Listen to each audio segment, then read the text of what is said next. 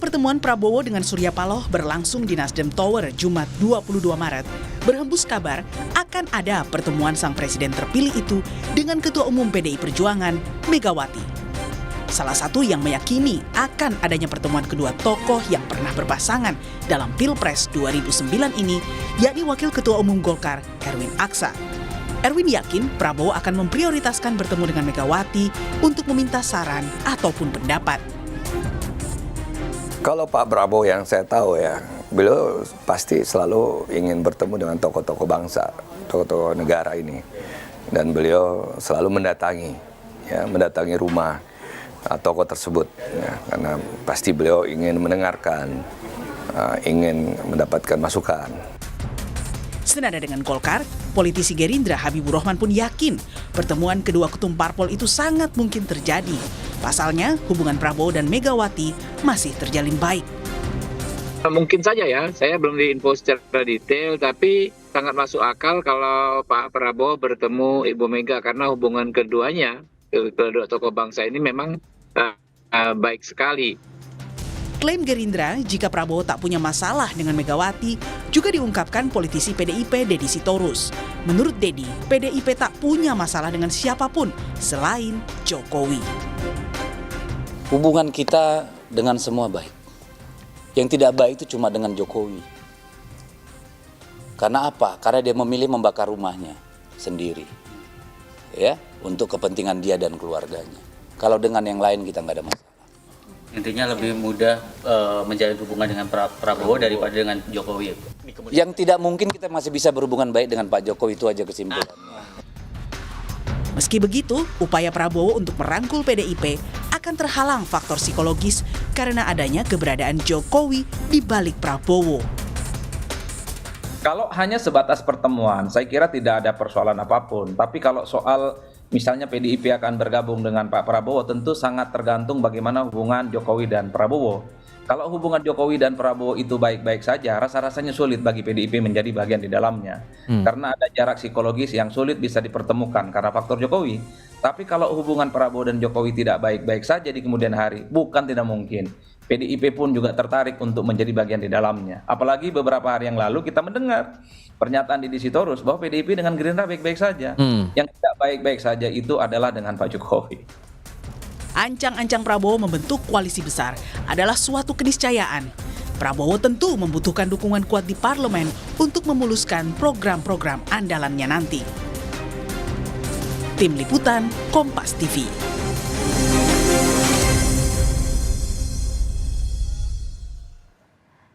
Akankah terwujud pertemuan Prabowo Subianto dengan Ketua Umum PDI Perjuangan Megawati Soekarno Putri meski ada sosok Jokowi di samping Prabowo, dan sejauh mana tebar jala Prabowo ke parpol di luar koalisi, di luar oposisi yang nyangkut mungkin ya ini ke dalam koalisi Indonesia Maju. Kita bahas sore ini bersama politisi PDI Perjuangan Sukur Nababan, ada politisi Gerindra Kamrul Samad yang akan segera bergabung, dan juga pengamat politik Universitas Paramadina Ahmad Khairul Umam. Selamat sore Bapak-bapak semua.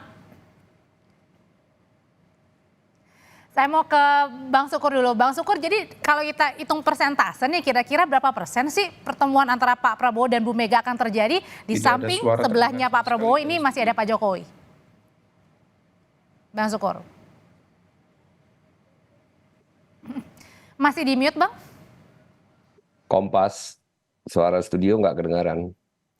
Oke, kalau gitu sambil diperbaiki jaringan komunikasinya, saya mau ke Mas Umam dulu. Sekarang masih sudah dengar, Bang Sukur? Sudah kedengaran. Oke. Bang Sukur, kalau kita lihat dari presentase nih Bang, 1-100%, kira-kira berapa persen sih kemungkinan Pak Prabowo akan bisa bertemu dengan Bu Mega, di samping Pak Prabowo juga masih ada Pak Jokowi? Ya, tentu saya pertama-tama ingin menanggapi dulu. Yang kemarin ditetapkan KPU siapa ya?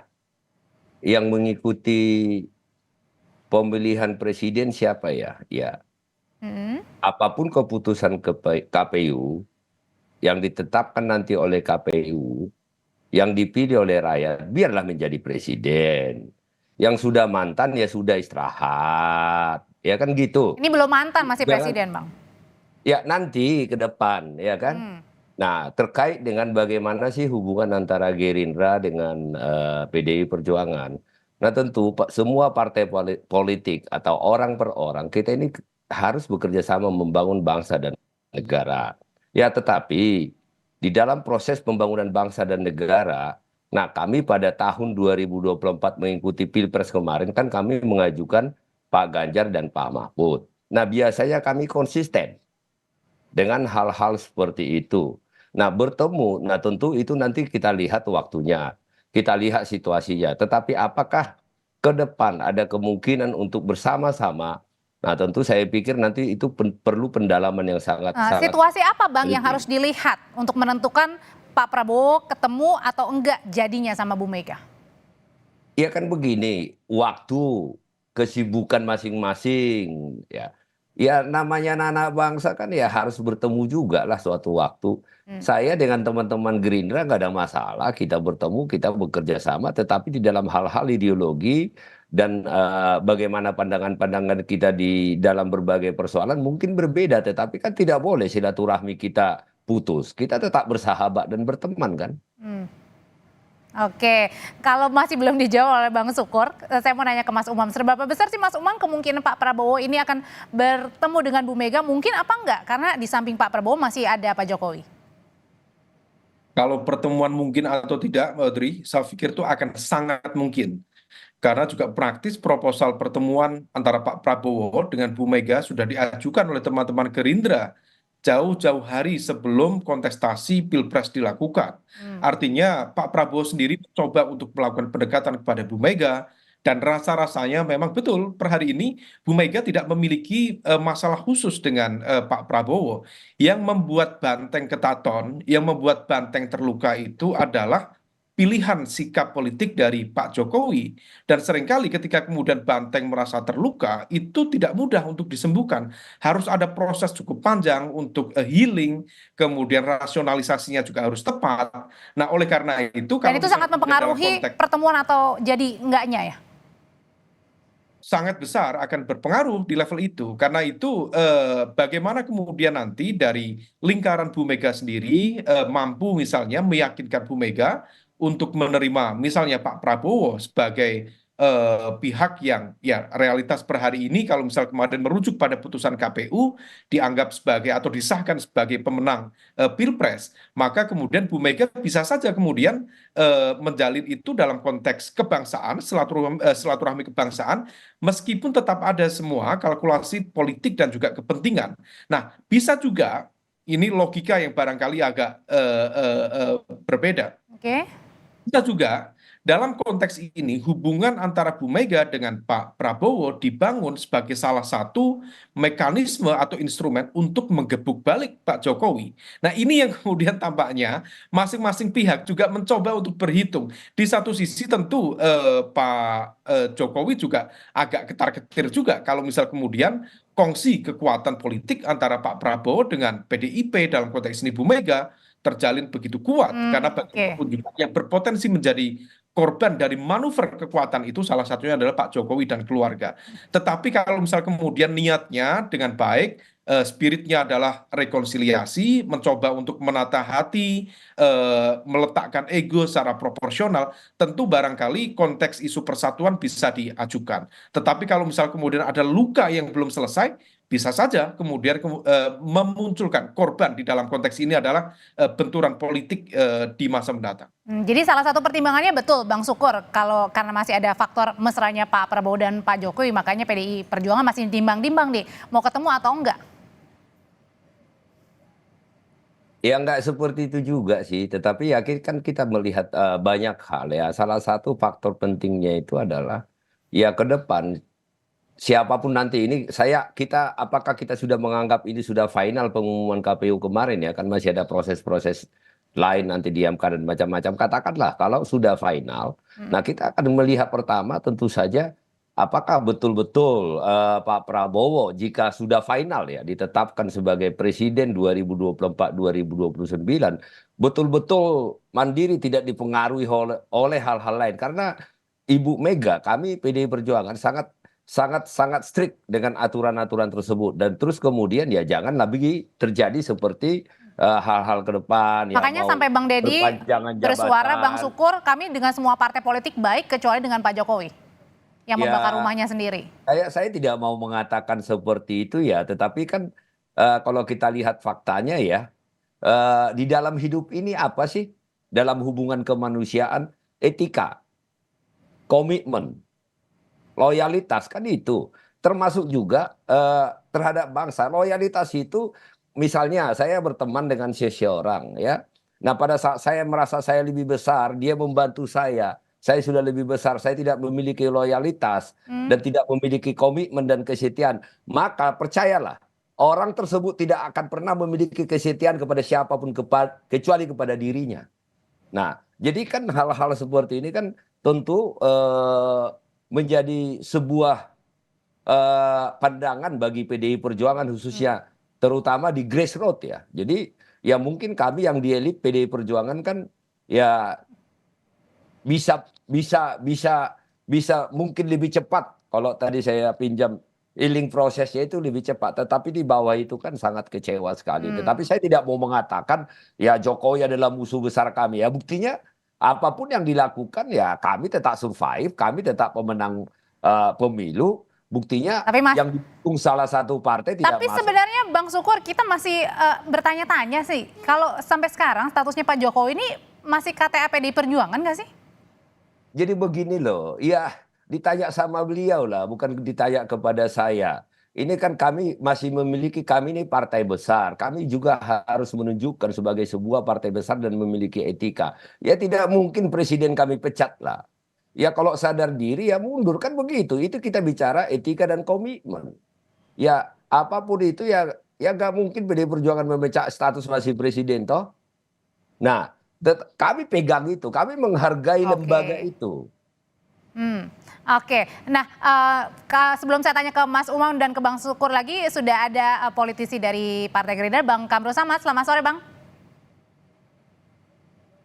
Selamat sore, Mbak. Sorry, baru bergabung. Nggak apa-apa, kami tunggu. Sore, Bang. Mas Hairul, Bang Sukur, Nababa. Ya, kalau ini kan kita tadi lagi ngomong ini hubungan Pak Prabowo dengan Bu Mega. Nah, sebelum saya tanya ke situ, sebenarnya kalau kemarin pertemuan antara Pak Prabowo dengan Pak Surya Paloh itu atas pengetahuan atau seizinnya Pak Jokowi nggak sih?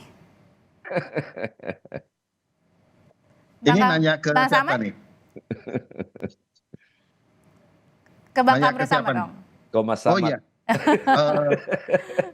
Ya komunikasi politik ini kan cair-cair saja, Mbak. Sebetulnya hubungan Pak Surya, Pak Prabowo itu adalah hubungan lama. Pak Surya itu pendiri FKPPI, Pak Prabowo sendiri adalah keluarga besar TNI, sebuah organisasi yang memiliki hubungan sangat dekat antara keduanya.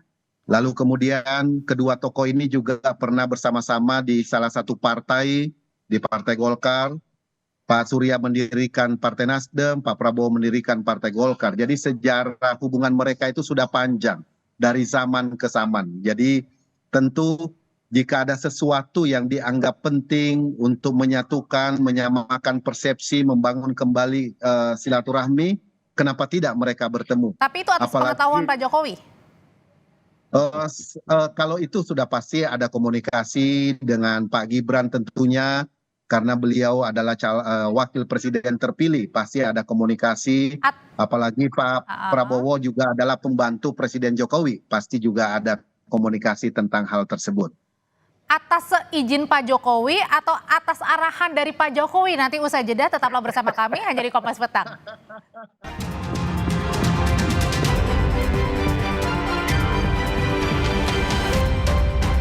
Jadi menyambung pertanyaan saya sebelumnya, Bang Kamru Samad, kemarin pertemuan antara Pak Surya dengan Pak Prabowo itu atas seizin Pak Jokowi atau atas perintah Pak Jokowi?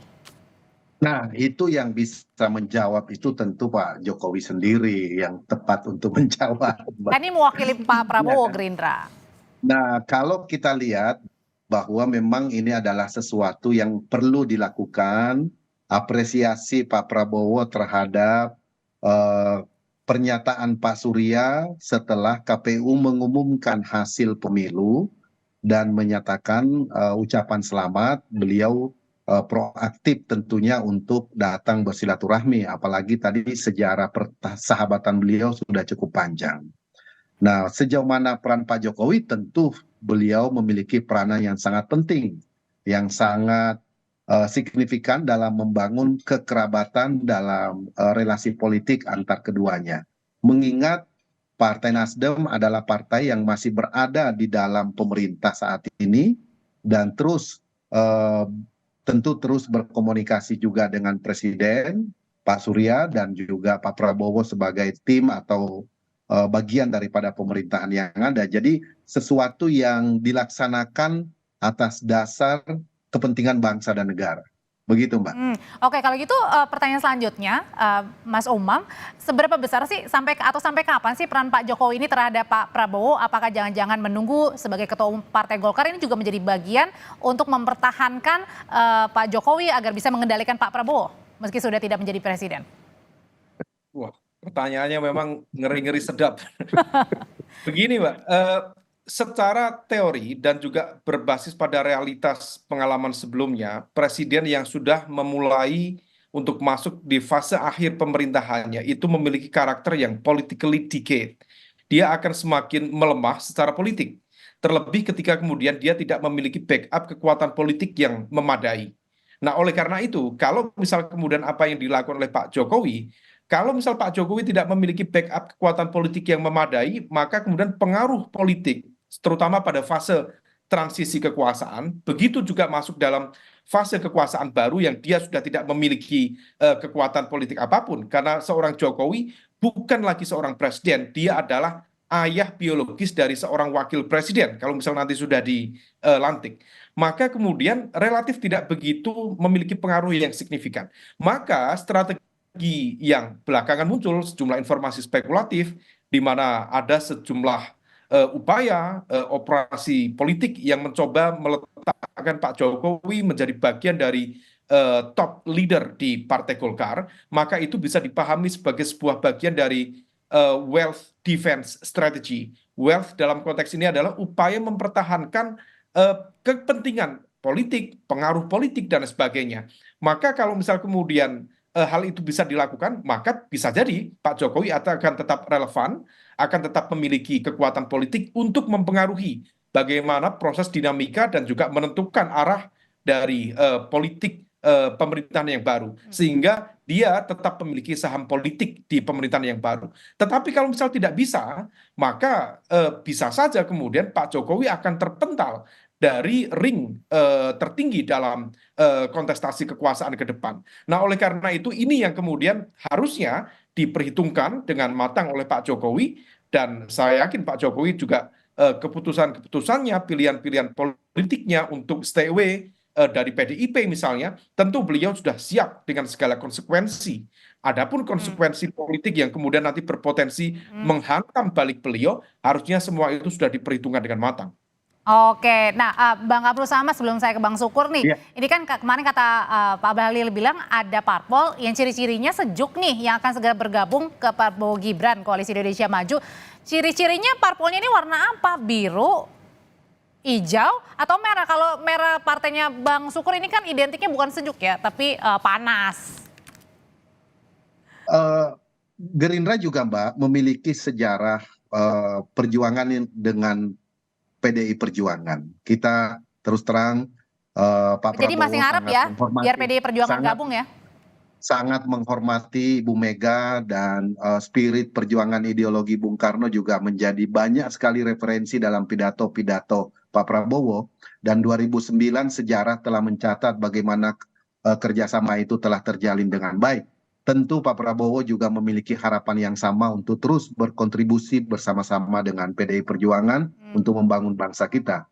Kalau untuk P3 sendiri, memang mereka dalam rapat harian yang kita lihat videonya telah memberikan ucapan selamat. Ini adalah tentu kita juga menyampaikan terima kasih kepada keluarga besar P3 yang telah menyampaikan ucapan selamat sebagai bentuk komunikasi awal tentunya untuk bersama-sama ke depan. Jadi semuanya terbuka, apalagi dengan PKS. PKS juga Partai Gerindra 2 pemilu 2014, 2019 pernah bekerja sama sangat erat dalam menghadapi kontestasi sebelumnya. Jadi Pak Prabowo adalah spiritnya ingin selalu membuka diri bersama-sama dengan satu dengan yang lain. Begitu Mbak. Oke, kalau gitu tadi kan dijawab oleh Bang Kamru Samad, yang pertama adalah pengennya si PDI Perjuangan ya bisa gabung. Kalau gitu sebenarnya syarat apa sih yang bisa diajukan oleh PDI Perjuangan, syarat mutlak gitu ya, supaya PDI Perjuangan mau kemudian bergabung, Pak Prabowo juga mau bertemu dengan Bu Mega dan Bu Mega juga mau ketemu dengan Pak Prabowo, Bang Sukur? Ya, tadi sebelum Bro Kamru Samad hadir, saya sudah sampaikan, kita dengan Gerindra juga nggak ada masalah, hubungan kita semua baik, secara personal kita tidak ada masalah. Nah, tentu hal-hal yang baik untuk bangsa ini kan kita akan kerjasama, kita akan sepakat untuk mendorong dan menyelesaikan persoalan-persoalan bangsa.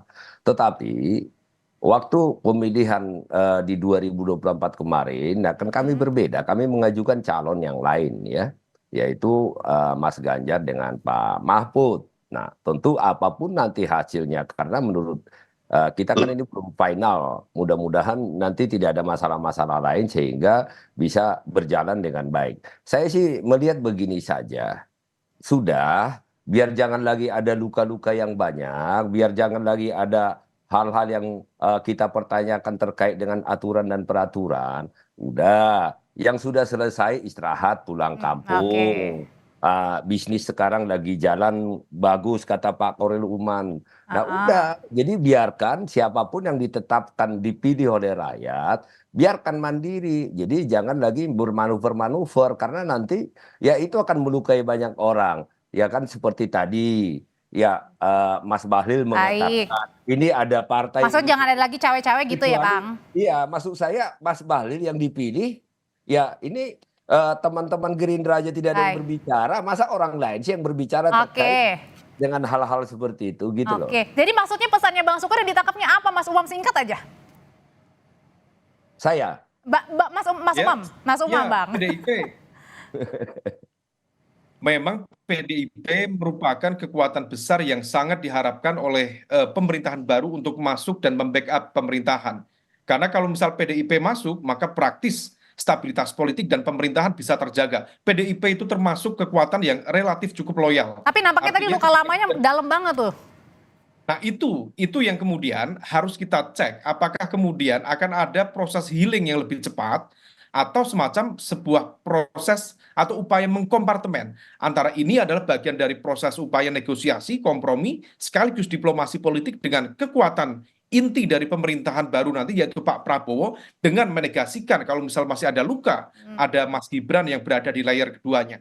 Meskipun itu tidak mudah, tetapi dalam konteks politik bisa saja itu terjadi. Sebagaimana misal dulu Bu Mega secara legowo juga membukakan pintu bagi Pak Prabowo untuk masuk di pemerintahan Pak Jokowi. Jadi semua dinamika masih memungkinkan, dan ini bergantung pada informational input yang masuk kepada Bu Mega, dan itu akan ditentukan oleh lingkaran inti di sekitar Bu Mega, terutama oleh teman-teman elit di PDIP.